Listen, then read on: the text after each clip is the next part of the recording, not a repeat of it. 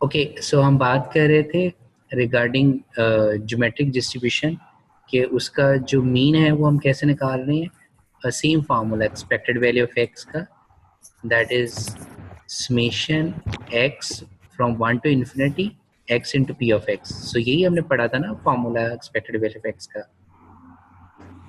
ठीक है। सो एक्स आपके पास के 1 इंटू, जब हम पी ऑफ एक्स के अंदर जो है वो हम 1 पुट करेंगे, सो 1 - 1 ये 0 हो जाएगा, तो सिंपल पी आ जाएगा, राइट। राइट। ठीक है। इसी तरीके से जब मैं यहाँ पे 2 पुट करूँगा तो मेरे पास ये वाली वैल्यूज आ जाएंगी, 3 पुट करूँगा तो ये आ जाएगी, and so on up to infinity. So ये मेरे पास क्या आ जाएगा, एक ज्योमेट्रिक सीरीज बन जाएगी। अब आपने उसको सॉल्व कर लेना है, तो वो आपके पास आंसर जो आ रहा होगा 1/PR होगा, ठीक है। Similarly right. वेरिएंस का फॉर्मूला क्या हो जाएगा, वेरिएंस ऑफ एक्स का, that is expected value of X square minus expected value of X whole X square. X whole square. So ये आप ऑलरेडी निकाल चुके होगे, विच इज 1/p। ये आपने कैलकुलेट करना है और इसमें से इसको सब्ट्रैक्ट कर देना, फॉर्मूला इसका यही है, ठीक है। सो इसको खुद से कैलकुलेट कीजिएगा, अगर कोई मसला हो तो बताइएगा, ठीक है जी। सो राइट। फिलहाल ज्योमेट्रिक डिस्ट्रीब्यूशन का जो मीन होता है वो 1/p और वेरिएंस 1 - p/p² हो जाएगा। सो बर्नौली बायनोमियल ज्योमेट्रिक क्लियर है, ठीक है जी। सो अब ज्योमेट्रिक डिस्ट्रीब्यूशन की ये डिफरेंट शेप्स हैं। ऑब्वियसली जो ज्योमेट्रिक डिस्ट्रीब्यूशन की शेप है that is depend on the p value, ठीक है। सो मैं फिलहाल इसको स्किप कर रहा हूँ।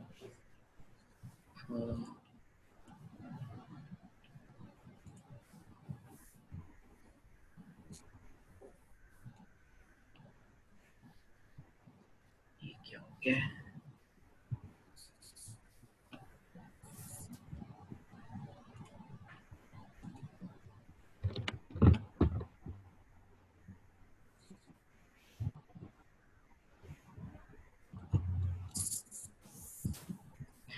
ओके।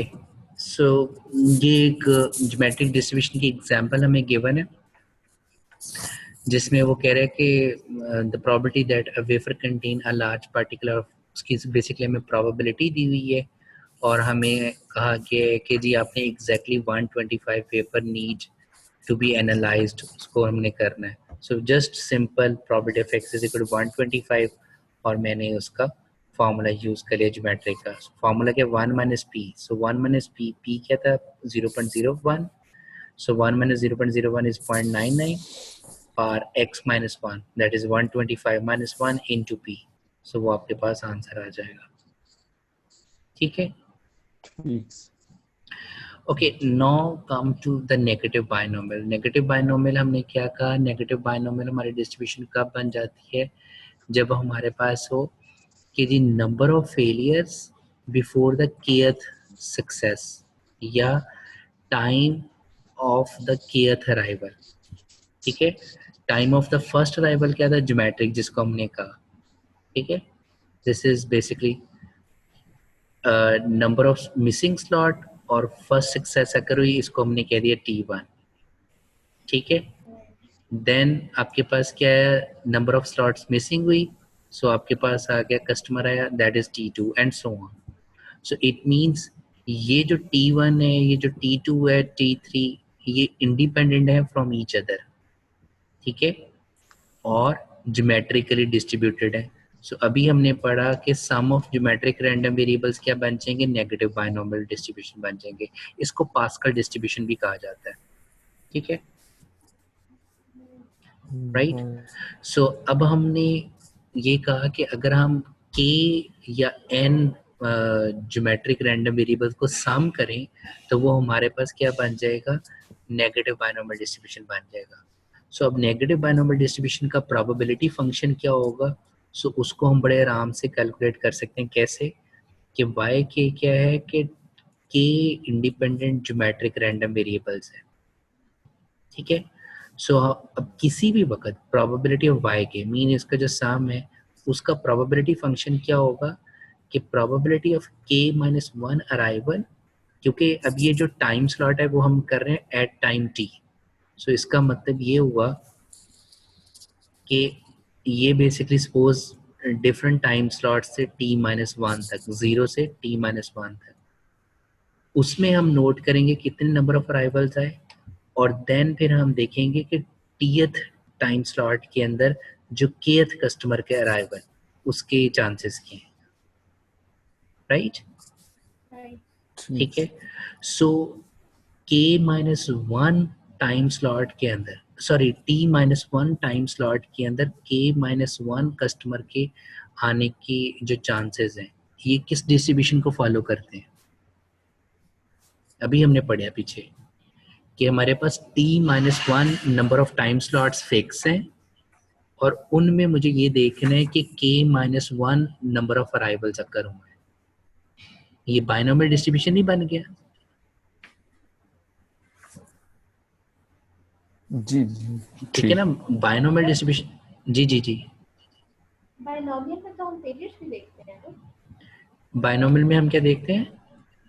पेरियड्स भी तो देखते हैं ना कि हो सकता है ना आ रहा हो। बच्चे ऑब्वियसली एक चीज है कि बर्नौली में भी तो वो ना आ रहा हो, ये भी तो हम देखते हैं ना। एक चीज याद रखिएगा, हमेशा डिस्ट्रीब्यूशन को वन पर्सपेक्टिव में देखा जाता है। सो जब हम k माइनस वन अराइवल कह रहे हैं तो इसका मतलब ये है कि कुछ में वो आए हैं कुछ में नहीं आए। ठीक है। सो बायनोमियल में भी हम यही कहते थे कि अगर मेरे पास n टाइम स्लॉट फिक्स हैं तो उनमें से x टाइम स्लॉट के अंदर कस्टमर आए और x टाइम स्लॉट के अंदर कस्टमर नहीं आए। सो ये मेरे पास क्या बन गया, बेसिकली ये बायनोमियल बन गया कि जी t minus one time slots है, ठीक है, और उनमें k माइनस वन टाइम जो है वो अराइवल्स होता है। सो उसकी पॉसिबिलिटीज क्या है, ठीक है, और p की पावर क्या बन जाएगा, k minus one into one minus P की पावर क्या बन जाएगा, n के t माइनस वन माइनस क्या बन जाएगा x के k माइनस वन, सो k माइनस वन ये प्लस हो जाएगा, सो ये कैंसिल हो जाएगा, राइट। और इनटू इस टाइम स्लॉट t के अंदर जो है कस्टमर के आने के चांसेस क्या होंगे, p, क्योंकि बर्नौली ट्रायल है, राइट राइट। सो जब ये इससे इससे मल्टीप्लाई करेगा तो हमारे पास ये वाला फंक्शन बन जाएगा। यहाँ पे उसने t की बजाय x लिख दी है और k की जगह पे r कर दी है। Is it clear? ठीक। सो बेसिकली आपके पास क्या आ जाएगा, हाँ, ये कुछ मसला बन रहा है।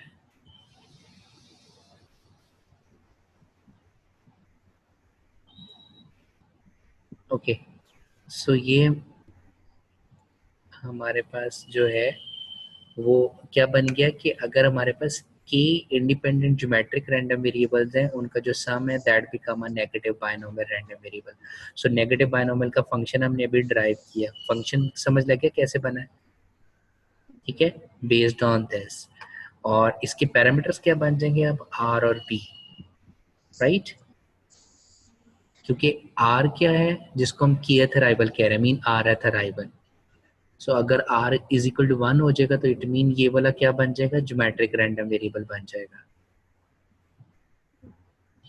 Is it clear? Okay, so this is basically the shape of negative binomial और इसकी शेप ऑब्वियसली डिपेंड किसके ऊपर कर रही हो कि r और p के ऊपर कर रही है, ठीक है। और हमने ज्योमेट्रिक रैंडम वेरिएबल का जो मीन देखा था वो था 1/p। सो नेगेटिव बायनोमियल का जो मीन हो जाएगा वो क्या हो जाएगा, r/p, क्योंकि r रथ अराइवल मीन r से मल्टीप्लाई कर देंगे। और वेरिएंस क्या था, 1/1 माइनस पी इंटू दिस, सो ये क्या बन जाएगा, r मल्टीप्लाई हो जाएगा उससे, ठीक है ना, क्योंकि उसको हम सम कर रहे हैं। Is it clear? जी ठीक है। सर। ओके, ये इसका क्वेश्चन है, इस क्वेश्चन को देखिएगा, ठीक है, इसको खुद से ट्राई कीजिएगा, अगर कोई इशू हुआ तो वो पूछिएगा, right. Right. Okay, so next हमारे पास है जी हाइपर ज्योमेट्रिक डिस्ट्रीब्यूशन। ये वैसे बहुत रेयर यूज की जाती है, स्पेशली इन सिमुलेशन सेंस।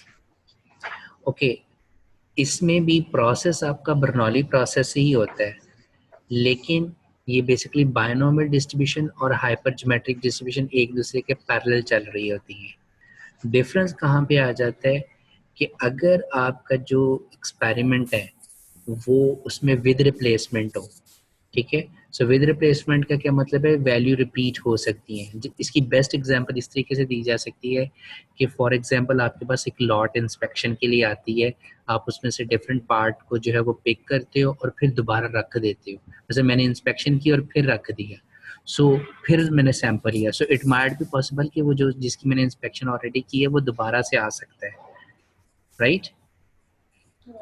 तो उसको हम क्या कहते हैं, विद रिप्लेसमेंट, ठीक है। सो बायनोमियल डिस्ट्रीब्यूशन कब अप्लाई किया जाता है, जिसको हम कहते हैं विद रिप्लेसमेंट, जबकि हाइपर ज्योमेट्रिक डिस्ट्रीब्यूशन कहा जाता है दैट इज विदाउट रिप्लेसमेंट, कि आपने जब लॉट में से एक सैंपल लिया और वापस आप उस चीज़ को दोबारा नहीं रख रहे हो, बल्कि विदाउट रिप्लेसमेंट वो हो जाएगा।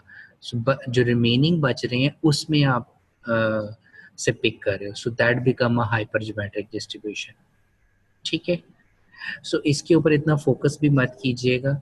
सो ये बेसिकली बायनोमियल के पैरेलल है। जो इम्पोर्टेंट हमारे लिए है स्पेशली सिमुलेशन पर्पस के लिए, that is in discrete Bernoulli binomial geometric negative binomial, ठीक है।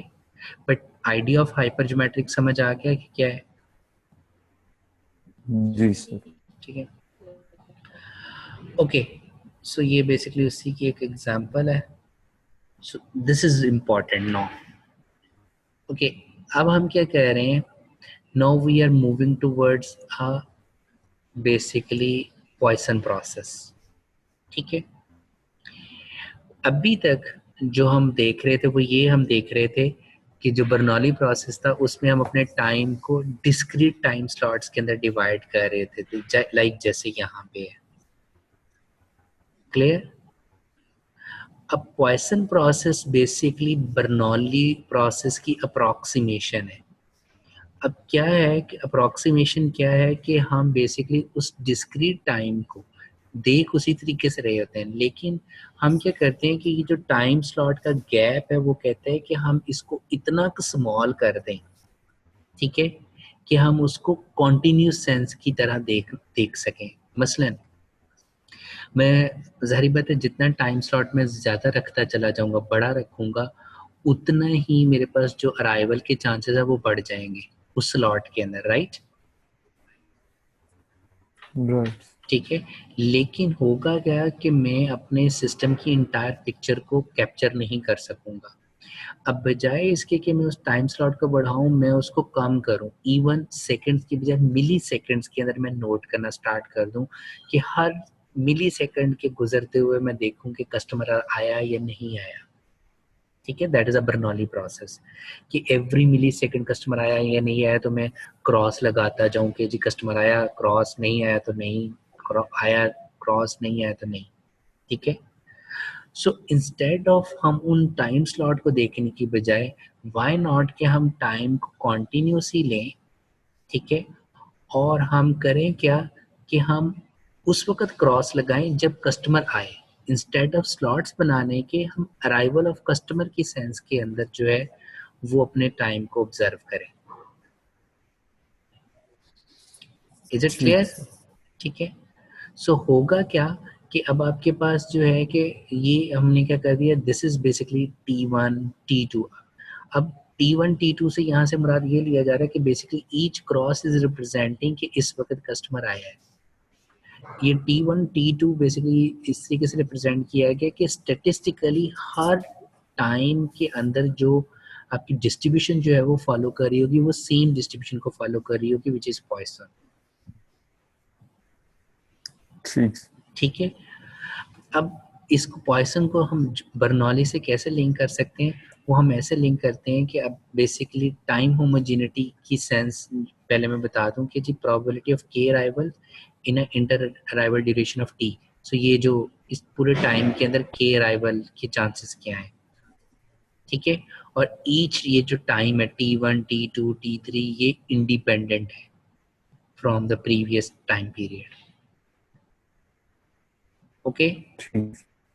ओके, सो अब हम क्या करते हैं कि हम बेसिकली उस टाइम स्लॉट का वो कहते हैं कि हम इतना को स्मॉल कर देते हैं which is basically delta, this time interval suppose वो कह देते हैं कि जी वेरी स्मॉल टाइम इंटरवल है, ठीक है। ओके ठीक। ओके, सो हमारे पास क्या आ जाएगा कि अब अराइवल को मैंने क्या कह दिया, दैट इज बेसिकली उसको रिप्रेजेंट कर रहा हूँ कि केथ अराइवल। सो उस केथ अराइवल के मीन हर कस्टमर के अराइवल को जो मैं रिप्रेजेंट कर रहा हूँ उसके रेट को, दैट इज लैम्डा, कि जी इस टाइम के अंदर कस्टमर आया, that is the rate, that is lambda. Okay, so Right. अब k इज इक्वल टू 0 से मुराद ये है कि that mean there is no customer arrive, so that mean lambda into delta is basically representing the p value, that is the probability, ठीक है ना। So p को अब मैं लैम्डा इनटू डेल्टा से रिप्रेजेंट कर रहा हूँ क्योंकि p बेसिकली आपका स्मॉल टाइम स्लॉट है और delta that is the arrival rate, basically जो इंडिकेट कर रहा है कि उस टाइम स्लॉट के अंदर कस्टमर के आने के जो चांसेस हैं या रेट के, ठीक है। Right. So 1 minus lambda T, lambda delta आ जाएगा if k is equal to 0 और if k is equal to 1 है so that is basically the lambda delta, that is basically the p। Okay, so this is basically equal to, आप कह लो कि p को indicate कर रहा है क्योंकि लैम्डा क्या है, that is basically a rate, ठीक है। रेट क्या होता है, that is basically number of customer arrive per unit of time, और यूनिट ऑफ टाइम क्या, दैट इज डेल्टा, ठीक है। So that is basically indicating कि how many customers are arriving, so हम उसको प्रोबेबिलिटी की सेंस में लिख रहे हैं, ठीक है। और k ठीक। इज इक्वल टू 1 उसको हम क्या रिप्रेजेंट कर देंगे, that is lambda delta, so that is basically जैसे मैंने को बताया कि लैम्डा क्या, that is arrival rate. Okay, अब इस चीज को क्लियर कट अंडरस्टैंड करने के लिए जरा यहाँ पे देखिएगा कि अगर मेरे पास टी टाइम है 0 टू टी, ठीक है, और मैं 0 टू टी को n डिफरेंट टाइम स्लॉट्स के अंदर डिवाइड कर दूं, ठीक है। सो मैंने नंबर ऑफ टाइम स्लॉट्स जो है वो अगर कैलकुलेट करने कि मुझे कितने नंबर ऑफ टाइम स्लॉट्स जो हैं वो इस टी के अंदर एग्जिस्ट कर रहे हैं, तो वो क्या हो जाएगा, 0 टू टी तो एक बिगर टाइम इंटरवल है, सो स्मॉलर टाइम इंटरवल को हमने किससे रिप्रेजेंट कर दिया, डेल्टा से। सो n number of time slots क्या आ जाएंगे, t बाय डेल्टा, राइट, ठीक सर। ठीक है। सो प्रोबेबिलिटी ऑफ सक्सेस हमारे पास क्या है, which is equal to lambda delta,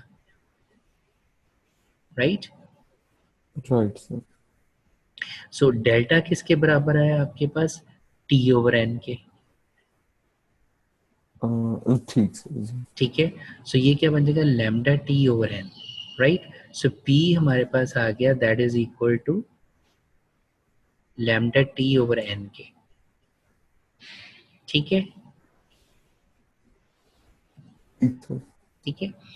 अब हम क्या देख रहे हैं कि 0 टू t के अंदर के कस्टमर के अराइव होने के की प्रोबेबिलिटी हमने कैलकुलेट करनी है।